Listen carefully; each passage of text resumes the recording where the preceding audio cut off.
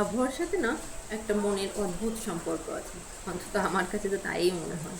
দেখবেন যেদিন বৃষ্টি হয় কিছুই না ভালো লাগে না, মনে হয় চুপ করে শুয়ে থাকতে পারতাম। কিন্তু আমার মতো দুইটা ছোট বাচ্চার মা যে, তাকে কি আর এই বিলাসিতা মানায় বলুন?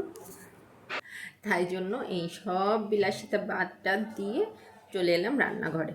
ভাবছি আজ একটু পার্শে মাছ রান্না করব, বেগুন আর আলু দিয়ে পাতলা ঝোল, কোনো এক্সট্রা সায়েন্স কিচ্ছু নাই।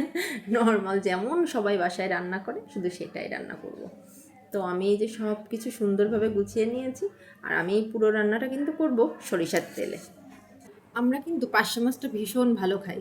আর পার্শে মাছ আমি যতদূর জানি এটা ওই দক্ষিণাঞ্চলের দিকেই বেশি ভালো পাওয়া যায়। ঢাকায় তেমন বেশি পাওয়া যায় না, পেলেও খুব কম। আর এই মাছের কিন্তু সুন্দর একটা ফ্লেভার আছে, ইলিশ মাছের যেমন একটা নিজস্ব গন্ধ আছে, এই মাছেরও কিন্তু সেম। সেজন্য পার্শে মাছে আমার আমার নিজের ওপিনিয়ন, আমি এটা বলবো পেঁয়াজ রসুনটা অ্যাভয়েড করাই ভালো। পেঁয়াজ রসুন দিলে এই মাছের নিজের যে ফ্লেভার আছে না, এটা পাওয়া যায় না তেমন। তো আপনারা তো দেখতেই পেলেন আমি সবগুলো মাছ সুন্দর করে ভেজে নিয়েছি, আর বেগুনগুলোও আগে ভেজে তুলে রেখেছি।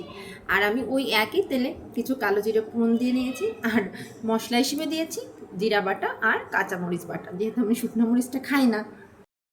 এই তো, আর কি, ঝোলটা ফুটে উঠলে তারপরে মাছ বেগুন আলু সব কিছু সুন্দর মতো সেদ্ধ হয়ে গেলে লাস্টে কিছু কাঁচামরিচ দিয়ে দিব। লাস্টে কেউ চাইলে একটু সরিষার তেলও অ্যাড করতে পারেন, তাতে ফ্লেভারটা ভীষণ সুন্দর আসে। আমি আর দিইনি, আমার খেয়াল ছিল না তাই। আর দেখছেন তো কত তাড়াতাড়ি রান্নাটা হয়ে গেল। এটা কিন্তু গরম ভাতের সাথে খেতে ভীষণ ভালো লাগে।